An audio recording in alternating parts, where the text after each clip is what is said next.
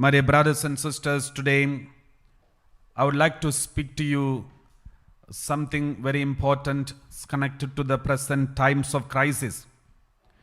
Now, everywhere there is a fear of sickness among the people because of the COVID-19 situation, which is spreading in most of the third world countries, and also the other countries are also affected. So, I'm going to speak to you how to face the times of suffering. How to face the times of suffering. There are 7 ways to face the times of suffering from the Bible passage which we just read today. So today there was a time of crisis for Jesus because Jesus was preaching the word of God very powerfully. Suddenly he came to know that the John the Baptist is imprisoned, and in the prison he had wanted to listen to John the Baptist. He was so fond of him, though he never practiced what he heard from John the Baptist, but he had always fond of him. But there was an occasion where he had no other choice but kill John the Baptist. And then we read like this, Gospel of Matthew chapter 14 verse 9 onwards. The king was grieved, yet out of regard for his oath and for the guests, he commanded it to be given. Verse 10, next one. He sent and had John beheaded in the prison. John is the cousin brother of Jesus, and John was beheaded in the prison. Verse 11. The head was brought on a platter and given to the girl who brought it to her mother. Verse 12. His disciples came and took the body and buried it. Then they went and told Jesus. He just withdrew himself from that place and then went to a lonely place. He went to be alone with the Lord, the Father. He kept a distance. He did not react immediately. He waited patiently for the Lord. So that is the first decision that we need to take. Especially in this COVID-19 situation, suddenly the lockdown comes, quarantine starts, suddenly we are asked not to go out of the home. We are controlled by so many rules and regulations. Then suddenly, the first thing that we need to do is, when there is a suffering, when there is a crisis, the first thing, quarantine yourself. Jesus quarantined himself. He went to a lonely place. He withdrew from the place where he heard the negative news. He withdrew from there and quarantined himself. He went to a lonely place to be alone with his heavenly Father. My dear brothers and sisters, that is our first reaction. That is what Jesus did as a first reaction to the suffering. In our times of crisis and struggle, the first reaction that we need, that suffering. Withdraw from that atmosphere and be with the Heavenly Father. Be alone in the presence of God. Wait patiently. Do not react immediately. But wait patiently. We read like this. Psalm 27 verse 14. Psalm 27 verse 14. We read like this. Psalm 27 verse 14. Wait for the Lord. Be strong. Let your heart take courage. Don't worry. Let your heart take courage. Wait for the Lord. 2 things. In the beginning and at the end, it is written, wait for the Lord. Be strong. And let your heart take courage. Wait for the Lord. God is in control. My dear brothers and sisters, when John the Baptist was about to be beheaded, Jesus knew it already. But Jesus permitted it. Jesus knew, let it happen. It has to happen. It is part of life. It will come. And he did not do anything to stop it because Jesus knew the time has come. It has to happen. And I can turn everything into good. Jesus knew he can turn everything into good. And he withdrew himself to a lowly place and he waited patiently. Let us read Psalm 40 verse 1. Psalm 40 verse 1, we read like this. I waited patiently for the Lord. He inclined to me and heard my cry. Anybody who waits for the Lord, anybody who doesn't overreact, but wait for the Lord patiently. The Lord says, I waited patiently for the Lord. He inclined to me and heard my cry. The Lord will listen to your cry. The Lord will hear your cry if you wait for the Lord. And then let's read Psalm 62 verse 5. Psalm 62 verse 5, we read like this. For God alone my soul waits in silence. See, Jesus was silent. He went to the lowly place and he kept silence. Where God alone is my soul. God alone. For God alone my soul waits in silence. For my hope is from him. Jesus kept himself alone in the presence of God in the moments of crisis, in the moments of suffering, and he waited in silence. So that is the first step that we need to take. Proverbs chapter 20 verse 22. Proverbs chapter 20 verse 22. We read like this, word of God says, do not say, I will repay evil. See, when John the Baptist, his cousin, was killed, Jesus could have said, I will repay you with, I will give you back. How dare you kill my brother? How dare you kill my cousin brother? Therefore, since you have done that, I will repay back. I will give you back. Jesus could have taken retaliation, revenge against Herod. But Jesus did not do that. Do not say, I will repay evil, but wait for the Lord. He will help you. My dear brothers and sisters, if there is an injustice done to you, if there is a suffering that is caused by somebody else, don't overreact. Withdraw from that place. Go in the presence of God in a lowly place. Be with the Lord and wait patiently. And he will help you. You don't say, I will repay you. But the Lord says, he will help you. Praise the Lord. So my dear brothers and sisters, this is the first point that we need to remember during this crisis, during the time of suffering, how to face it. The second point that we need to see here from this Bible passage, you know, what did Jesus do? He went to a lowly place. We read, when Jesus heard this, he withdrew from there in a boat to a deserted place by himself. He wanted to be alone. So that's why he went to a distant place, lowly place. But something happened. Verse 14. But when he went ashore, he saw a great crowd. Suddenly there was a big crowd in front of him. He wanted some privacy. But there was no privacy because people were all in search of him. My dear brothers and sisters, if I was there in that place, when I wanted some time alone, some privacy, just to go and sit somewhere alone, suddenly some people come to meet. It is very difficult to face them. We'll get irritated, we'll get disturbed, because already I'm in a crisis. Already my cousin brother is killed. And now I want some time alone with my Father, my God. But here people are all thirsting for me, searching for me. It will really get irritated. We will get irritated. But what happened to Jesus? Though he has lost his cousin brother, though he wanted some time alone, he wanted to spend some time alone with his Father. But when the people came in search of him, he should have got angry with them. He would have got angry with them. He could have got angry with them. But he had compassion for them. My dear brothers and sisters, the second point that you need to remember, during the time of crisis, during the time of suffering, even if you are disturbed, please do not disturb others. If you are disturbed, there is a possibility you will disturb others. Some people, if you are disturbed inside, everyone who comes around, you will disturb them. This is not good. We are becoming contagious. These kinds of disturbance is more dangerous than COVID-19. It is more contagious than COVID-19.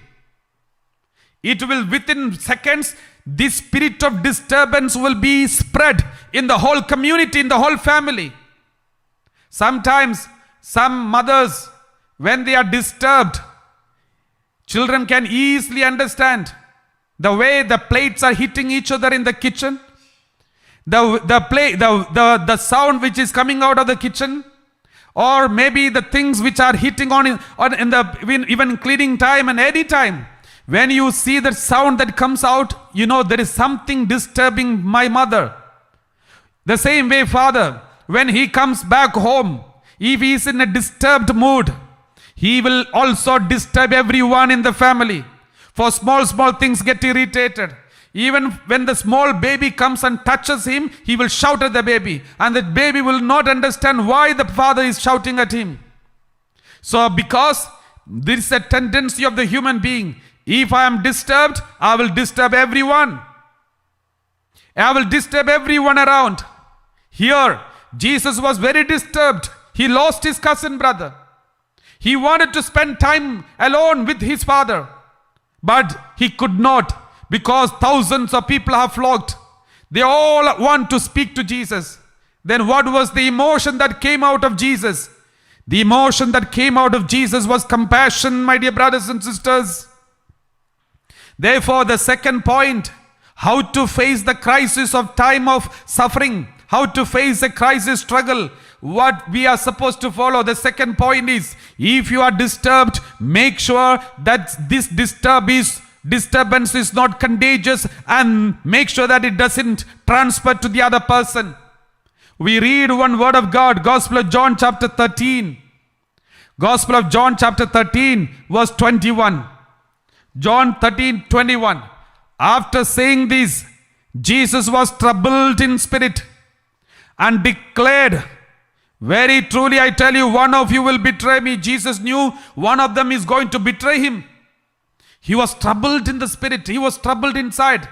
When he was troubled inside, after some time he said, one of you is going to betray me. Then he explained to them all these things. And after some time, there is a long discourse, a small teaching the Lord Jesus gives. Then next word, chapter 14 verse 1. And after that, Jesus says, it's as a continuation of this conversation. Jesus says, Gospel of John chapter 14 verse 1, we read like this.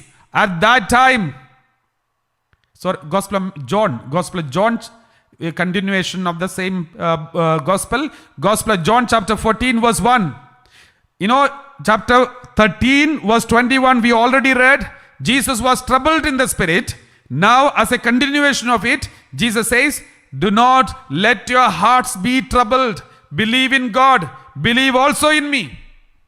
See, when Jesus was troubled, he told the disciples, you don't be troubled. Do not let your hearts be troubled. He was going through the trouble, and he made sure that this trouble should not go to his family, his disciples. And he said, do not let your hearts be troubled, but believe in God and also in me. My dear brothers and sisters, anyone who is going through a troubling spirit, when you are troubled, the Lord wants to tell you one thing. Believe in God and also in me. Believe in my Father and also in me. Praise the Lord. Praise the Lord. Thank you, Jesus. Praise you, Jesus. The Lord is healing somebody who has got severe jaw pain and toothache. The Lord is healing you. And somebody who has got stomach problem and disturbance in the stomach, the Lord is healing you. And the Lord is also blessing a special way. Tenny, the Lord is blessing you. Praise the Lord. Kindly lift up your right hand and say hallelujah. Hallelujah. Hallelujah. Hallelujah. Shilpa, the Lord is blessing you. Hallelujah. Hallelujah. Thank you, Jesus. Thank you, Jesus. Praise you, Jesus. Praise you, Jesus. Hallelujah. Hallelujah. So, my dear brothers and sisters, the Lord says, if anybody is troubled, then believe in God and believe also in me, Jesus says. So these are the two things that we need to remember when you are facing a crisis. The third one is this. When Jesus received an irritation and disturbance, But he did not give the irritation and disturbance to the disciples and the people, but he gave compassion to them. Praise the Lord. So it is not only that he did not, when he got disturbed, he did not disturb them, but instead he gave compassion. He showed compassion to everyone. The third one, when you are going through a crisis, especially now during this COVID-19 situation, we are all afraid. We are confused. We are disturbed. Many freedoms are curtailed and we are controlled, quarantined. We are not allowed to go out and there are so many restrictions. We may be disturbed. Now what are we supposed to do?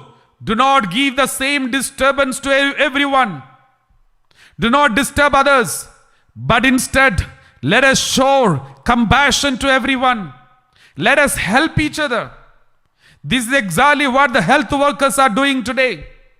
They are disturbed. They are afraid that they may get this sickness. But they are not worried about their disturbance. They are busy helping other people. They are busy consoling other people. They are busy going and serving in the hospitals. Compassion, showing compassion to others. My dear brothers and sisters, this is exactly what Jesus did. You know, this is one thing that we all need to remember. Some families, I remember one lady who used to give lots of attention for the daughter-in-law. And the daughter-in-law came and complained. And mother-in-law also was there. So I spoke to the mother-in-law and said, why do you do this? Why do you hurt your daughter-in-law like this? She has left her family and came and joined in your family. Now you have to welcome your daughter-in-law. Then mother-in-law said, Father, I am far better. You know, my mother-in-law tortured me so much. But I am far better than my mother-in-law. I am at least giving her some food. I am at least doing some good for her. She can't complain like this. My mother-in-law was worst. See, some people, they think about they are in the wound of past. When they are in the wound of past, they will give the wound to others. If you are a wounded person, there is a possibility that you will wound others. You must have heard about ragging. Ragging in the school and college. Your seniors ragged you and now you are busy giving ragging to other people. Some people justify, we got worse than this, so we will give worse than this to other people. This attitude is not from God. It is against God. Any kind of contagious attitude where we got negative, we are giving negative. This is coming from the devil. If you got negative experience from your mother-in-law, make sure that your daughter-in-law never get that experience. If you got a negative experience from your seniors, make sure that your juniors never get that experience, but let them be happy because you know how much you suffered. Why do you want others also suffer the same thing? That means it is not coming from God. That kind of attitude doesn't come from God. It is not the attitude of our Lord Jesus. What did Jesus do? When he was disturbed, when he is a victim of injustice, when his cousin brother is without any reason was killed, he did not show any attitude problem or any anger or irritation to his people who came in search of him, but instead he gave compassion. He showed compassion to them. He helped them. He consoled them. This is the third step, the third way to face the time of suffering, my dear brothers and sisters. The third way of suffering, the time of suffering. Praise the Lord. Let us read 1 Thessalonians chapter 5 verse 15. 1 Thessalonians chapter 5 verse 15. We read like this. See that none of you repays evil for evil. You got evil and now you want to give evil. Don't ever do that. But always seek to do good to one another and to all. Father, mother, mother-in-law, father-in-law, daughter-in-law, son-in-law. Make sure what you got, you don't give to the other person, but give the good, the best. That is what God wants. That is what is expected of you. That is the attitude of our Lord Jesus.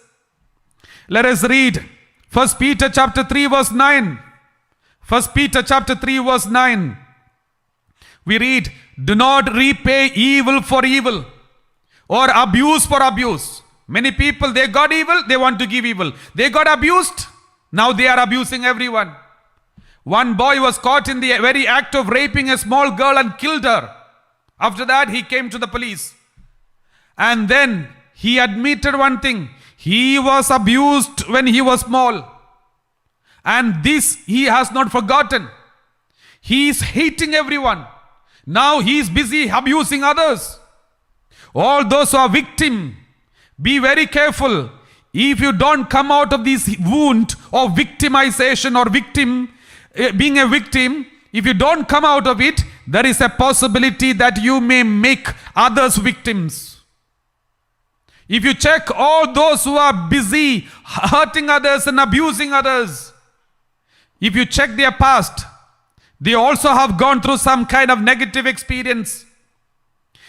I read somewhere about Hitler. Hitler, he hurt so many people because he had a bad childhood, very painful childhood. His father was very strict with him, very punishing father. As a result, he punished the whole world. A wounded person, a wounded animal will wound others. Therefore, this is very important. That is why Bible says, do not repay evil for evil or abuse for abuse. But on the contrary, repay with a blessing. Repay with a blessing. It is for this that you were called, that you might inherit a blessing. You should become a blessing. You should inherit a blessing. That is why you are called, my dear brothers and sisters. Let us read Romans chapter 12 verse 17. Romans chapter 12 verse 17. We read, do not repay anyone evil for evil, but take thought for what is noble in the sight of all.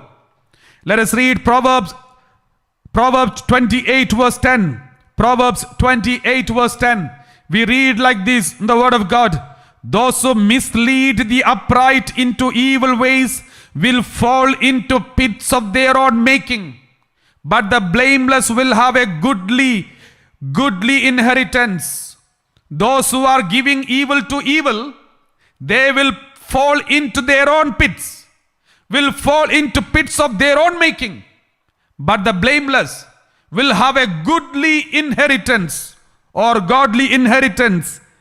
Luke 6:28. Luke 6:28. Bless those who curse you. Pray for those who abuse you. If you are abused, if you are cursed, don't continue that to someone else. You learn something from your father and mother. Don't imitate the negative things that you learn from your father and mother and show it to your children. It is dangerous. This is not what we are supposed to do. So these are the three things we have to do when we face the time of crisis, time of suffering. The first one, withdraw to a lowly place. Withdraw to a lowly place. Second one, if you are disturbed, make sure do not disturb others. Third one, what you received, don't give it to the other people, but instead give positive. Give just opposite. If you receive negative, give them the positive. How? If you are disturbed and hurt and victim of injustice, now you show compassion to others.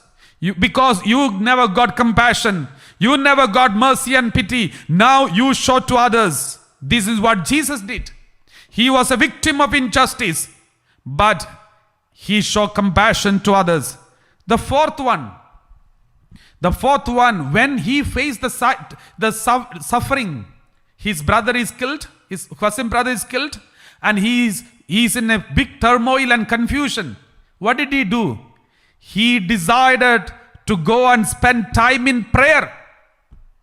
He decided to spend time in prayer. What does it mean? The fourth one, the time of suffering is a time of prayer. Time of suffering is the time of prayer. I remember some years ago, Father Matthew Naikembarambil. I remember somebody told me, Father Naikembarambil is in serious, he's in hospital, he's admitted in the hospital. This happened some years ago, 2-3 years ago. And because there was some growth or something and they were doubting some serious sickness. And then he was admitted in the hospital. Then I spoke to him, I called him and then I spoke to him and said, Father, how are you? How is everything? Are you worried? Then Father, he said, and he told me, Father Joseph, I am spending this time. I am not well, but I am always praying, spending time in prayer. And he said one statement. That is what the same statement I quoted here. He said, the time of suffering is the time of prayer and preparation for the word of God. And he said, this is the time I'm reading Bible, writing down so many messages and the word of God. This is the time for me. I'm not bothered about the sickness. I know this is the time God has given me to prepare, spend time in the word of God. And therefore, he said this statement, the time of suffering is the time of studying the word of God, time of spending time in prayer. My dear brothers and sisters, this is very important. When Jesus was tortured, his cousin brother was killed. He was in a big crisis, and that time he withdrew himself to be in a lonely place. That is why we read Jesus withdrew them. People came and then Jesus showed compassion to them. He multiplied 5 loaves of bread for 5,000 people. And after that we read like this. Immediately he made the disciples get into the boat and go on ahead to the other side. 22, verse 22. After dismissing the crowd, he went to the mountain top and spent the whole night in prayer. It's a continuation of what the crisis he was going through. He went to the mountain top and spent the whole night in prayer. Verse 23. After he had dismissed the crowds, he went up the mountain by himself to pray. When evening came, he was there alone. What does it mean?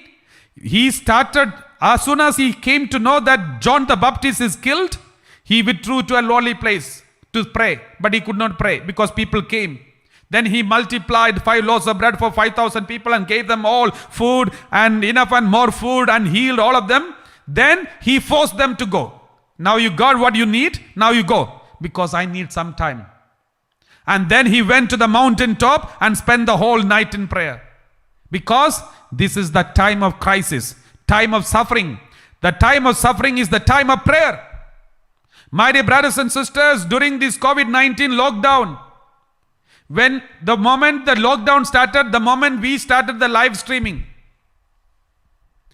even before the lockdown in UK, we started the live streaming. And we started Bible studies, online Bible studies, online Bambino program, youth program. We made ourselves busy with the word of God and preaching the word of God, praying the intercession and learning the Bible word of God. What happened? During this time, thousands of people got the chance to worship God together. Thousands of people started focusing on Jesus. And we ourselves did not spend and waste time thinking about the dangers of the COVID-19 and worried about what is happening around because we had no time. We were busy reading the word of God and preparing for the next day's talk and next day's Bible study.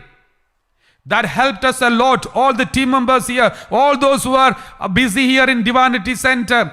It was a fruitful 3-4 months. Today, we are completing 143 days of live streaming, continuous live streaming. 143rd today is the 143rd day. My dear brothers and sisters, the time of suffering, the time of crisis, the time of lockdown is the time of praying. The time of spending time in the word of God, listening to the word of God, reading the word of God, preaching the word of God, sharing the word of God, and spending time in the presence of God. We also completed 24-hour adoration for the last 143 days. My dear brothers and sisters, spending time in the presence of God is very important. This is the 4th type of how to face the time of crisis and suffering. This is the 4th step. Praise the Lord. Why do I say these things? Because I don't know and we don't know how long these kinds of lockdown will continue. Even if the lockdown is shifted, The distancing may continue for some time. And many places, though the lockdown is lifted, now again going back to the lockdown because of the second wave and third wave and all these. Therefore, we should be aware of these points, how to face the time of suffering, how to face it, how to overcome it. It's very important, my dear brothers and sisters. The fifth point, after sending the people to the other side, we read verse 23. After he had dismissed the crowd, he went up the mountain by himself to pray. When evening came, he was there alone. Verse 24. But by this time, the boat, battered by the waves, was far from the land, for the wind was against them. Then verse 25. And early in the morning, he came walking toward them on the sea. He came walking toward them. So Jesus came walking towards them, walking on the water. And then verse 26 read, but when the disciples saw him walking on the sea, they were terrified, saying, it's a ghost. They cried out in fear because they were in crisis. They are in suffering. Just like Jesus was in suffering, in crisis because he lost his cousin brother. Here the disciples are also in crisis. What happened to them?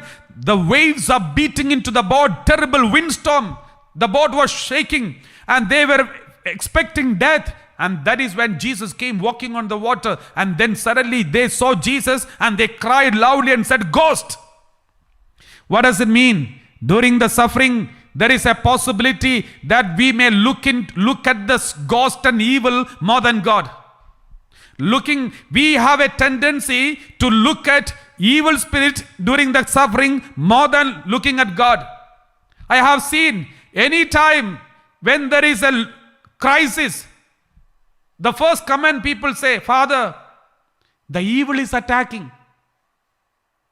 The second comment, Father, somebody has done something against us.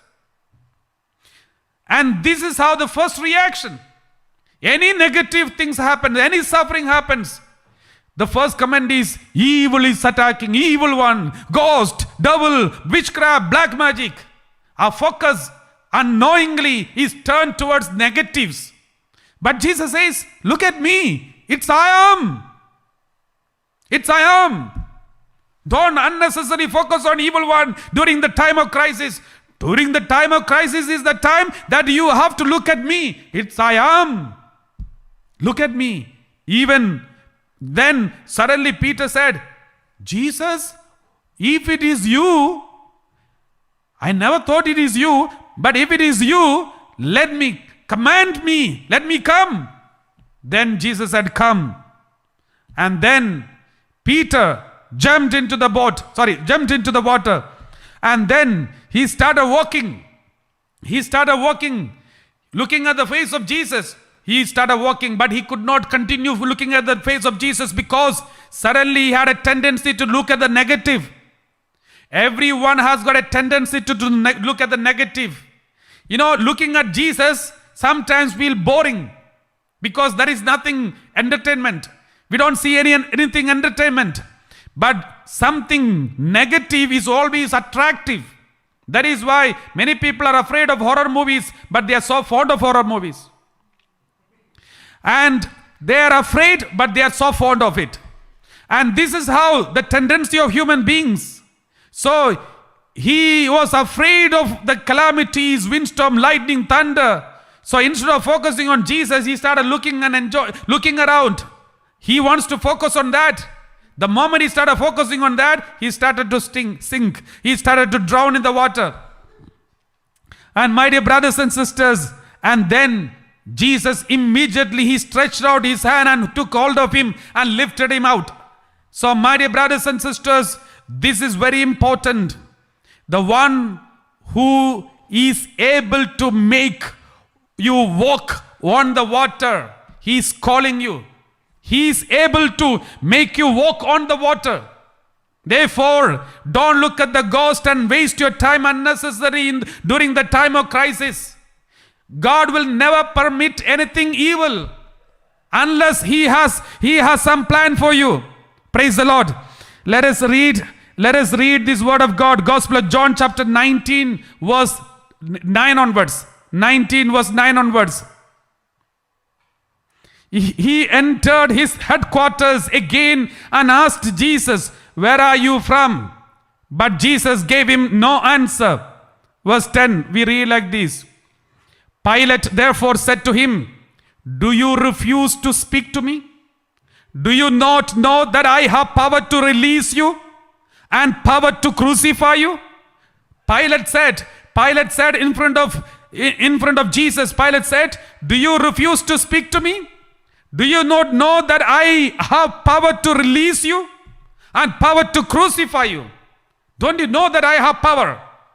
I have power to hurt you, wound you, insult you, abuse you. I have the power to crucify you."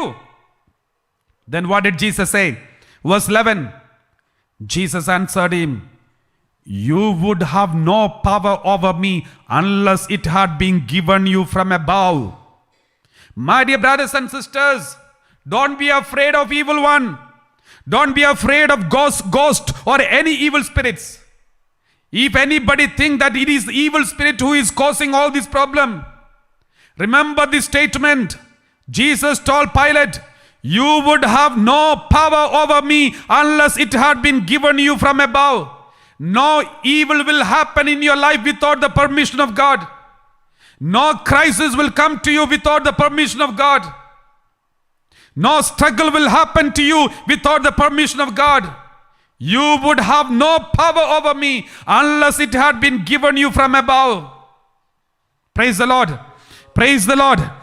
Therefore, don't waste your time fighting against the evil spirit during the moment of crisis and suffering.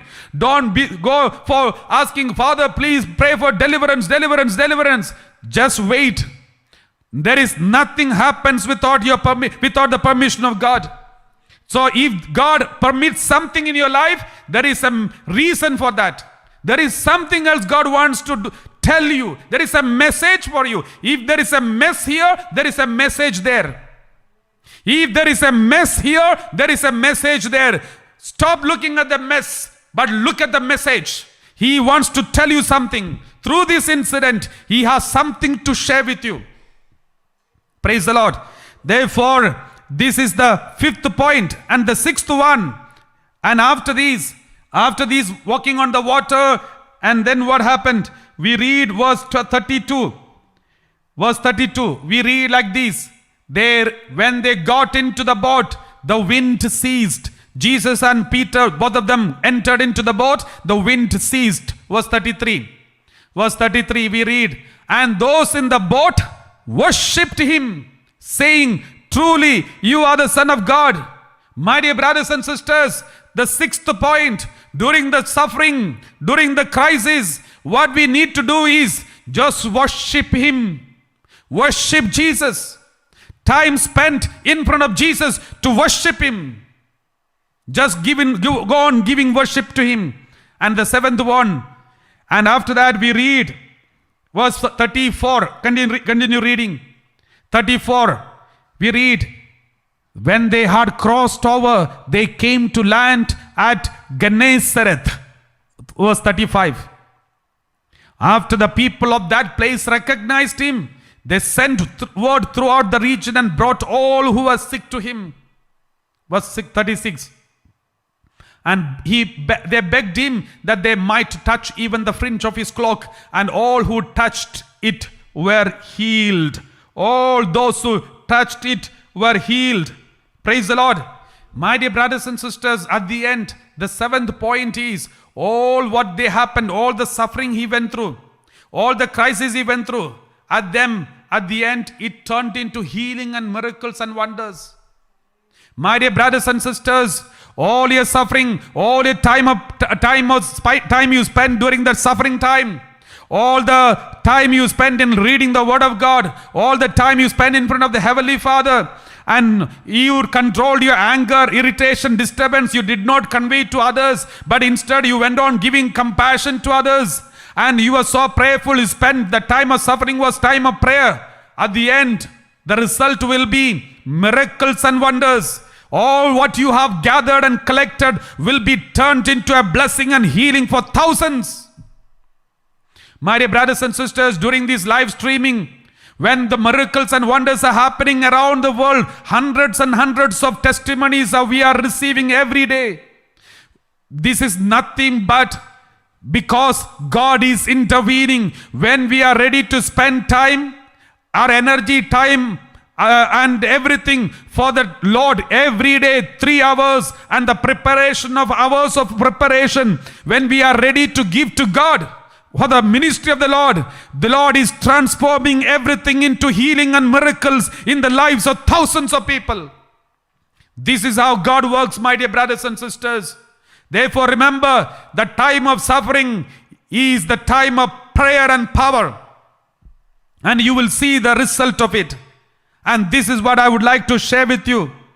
That is why when the time of suffering came, the disciples said, when all the people gathered together, we read like this in the Word of God. When Jesus when he came out of the boat, we read chapter 14, verse 14. Chapter 14, verse 14, we read like this. When he went ashore, he saw a great crowd, and he had compassion for them and cured their sick. When it was evening, the disciples came to him and said, "This is a deserted place, and the hour is now late. Send the crowds away." Jesus said to them, verse 16, Jesus said to them, "They need not go away." My dear brothers and sisters, the disciples wanted to get rid of all the suffering, all the tensions, all the crises. They didn't want to take the responsibilities of all these people. But Jesus said, they need not go away. My dear brothers and sisters, in the moments of crisis, the whole world will try to get rid of you. But what Jesus says is, they need not go away. Be here. I will provide you. I will give you. Let's all kindly close our eyes and thank the Lord for what God has done for us during this crisis moment and during this suffering time. Let us also thank the Lord and ask for the Lord to help us how to face during this crisis of suffering. The 7 ways of facing the time of suffering. Let it help you and let it be practiced in our daily life.